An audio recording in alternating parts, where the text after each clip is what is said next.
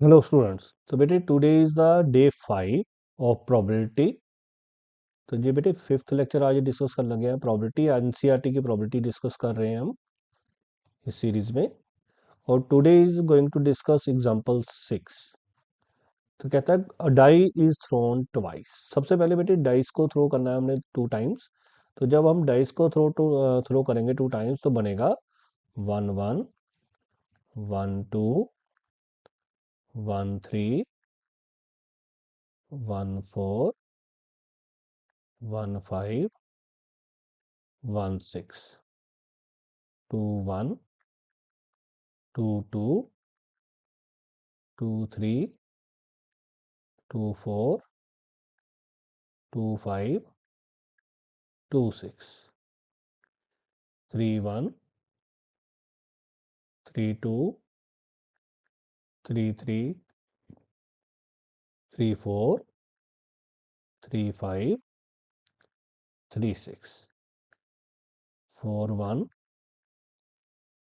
4 2 4 3 4 4 4 5 4 6। फिर 5 की सीरीज आएगी 5 1 5 2 5 3 5 4 5 5 5 6।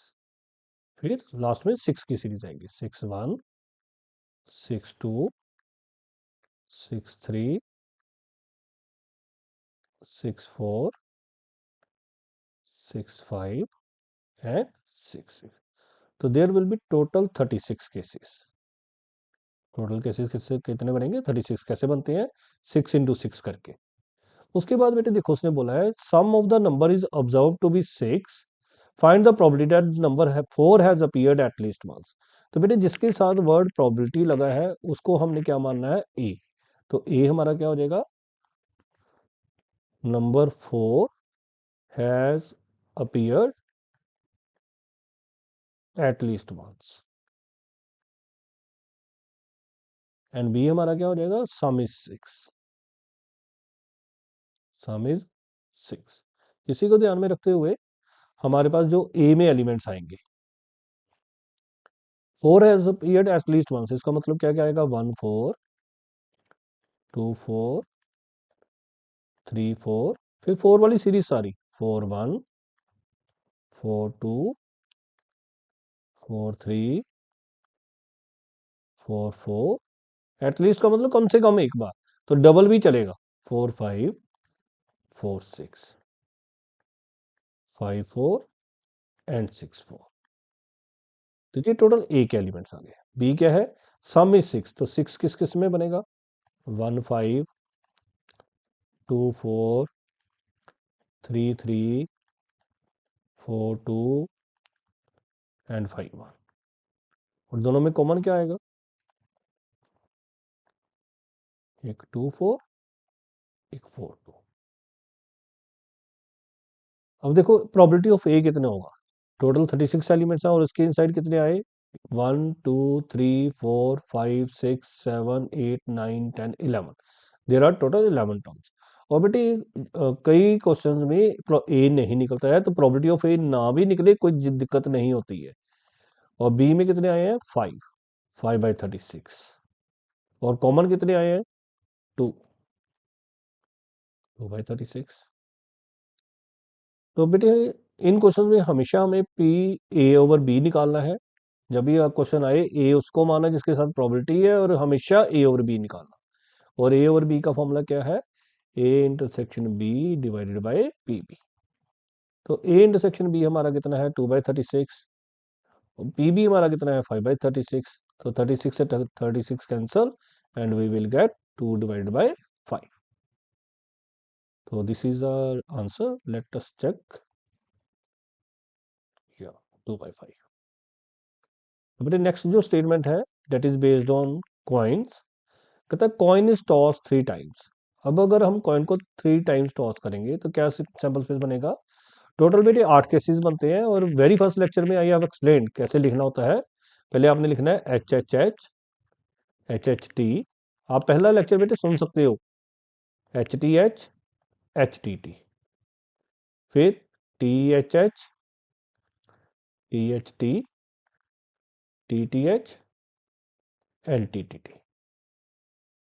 अब बेटे उसने पहले पार्ट में ई बोला है हेड ऑन थर्ड टॉस, तो हेड थर्ड टॉस पे होना चाहिए।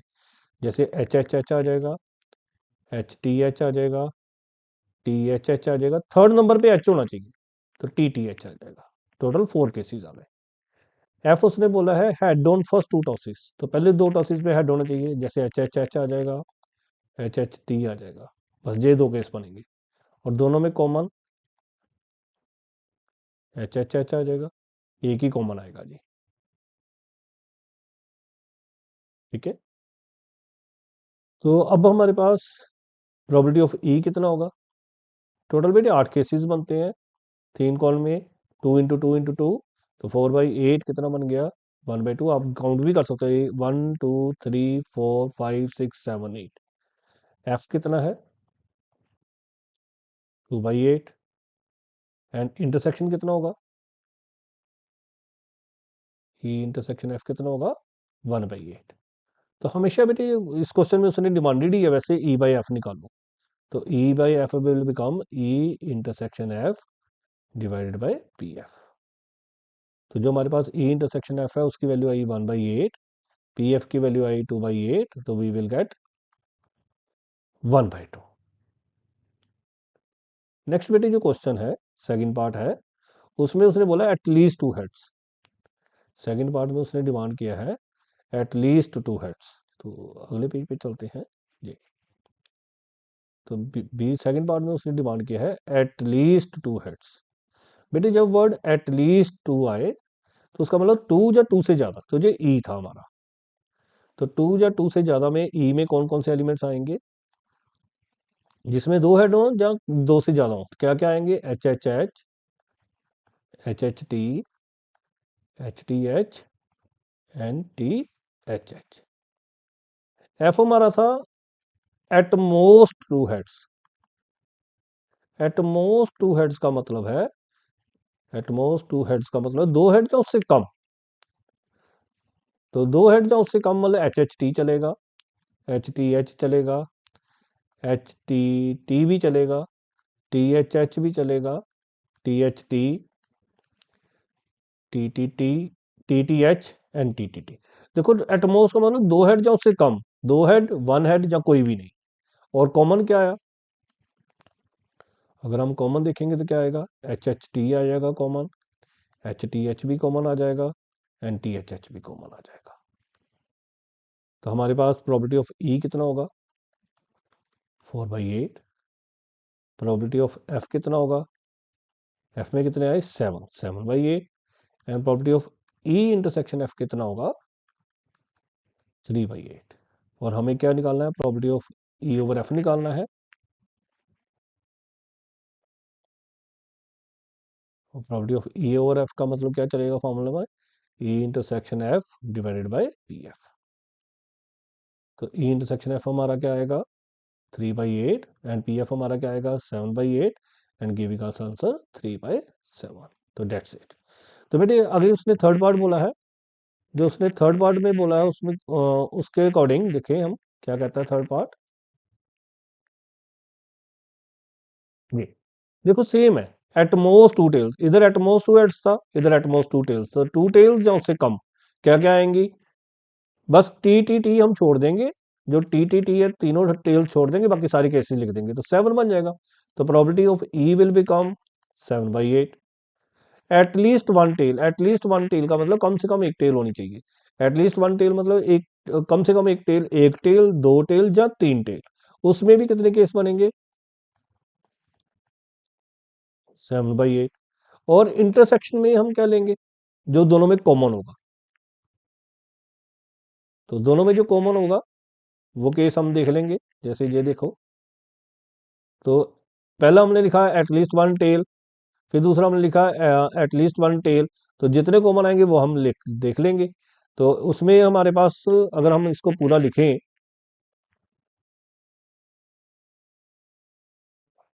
ये हमारे पास है एटलीस्ट 1 टेल।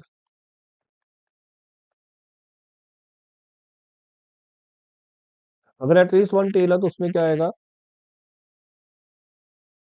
एच वाला हम छोड़ देंगे, बाकी क्या बचेगा, HHT, HTH, HTT, THH, THT, TTH and TTT। तो ये 7 केस बन जाएंगे। एफ में उसने बोला एट मोस्ट वन टेल, जब एट मोस्ट वन टेल लिखेंगे तो उसमें क्या है, एट मोस्ट टू टेल था शायद, let me check. At most two tail था ई, और एटलीस्ट वन टेल था एफ। एटलीस्ट वन टेल था एफ, और ई जो है एट मोस्ट वन टेल है। तो एट मोस्ट वन टेल में क्या आएगा, एक टेल जो उससे कम, तो क्या आएगा, HHH, HTH, HHT, और कौन सा रह गया हमारे पास, let's check.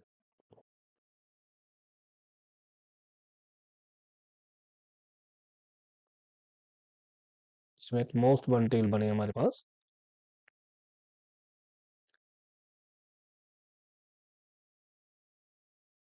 At most one tell आएगा HHH, HHT, HTH, THH।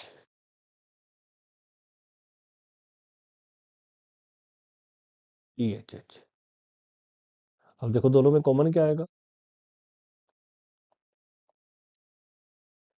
HHT दोनों में है, HTH दोनों में है, HTT नहीं आएगा, THH आ जाएगा, बस यही के 3 केस आएंगे। अब प्रॉपर्टी ऑफ ई कितना होगा, ई में हमारे पास थे 4 केस, 4/8। एफ में हमारे पास हैं 7 केसेस, एंड इंटरसेक्शन में कितने केस हैं, 3 केसेस। अगर हमने पी ई ओवर एफ निकालना है, तो पी ई ओवर एफ जब हम निकालेंगे तो क्या बनेगा, ई intersection F divided by P F, तो 3/8 डिवाइडेड बाई 7/8, तो आंसर कितना बनेगा, 3/7। ओके, तो बेटे आज के लिए इतना ही, थैंक यू।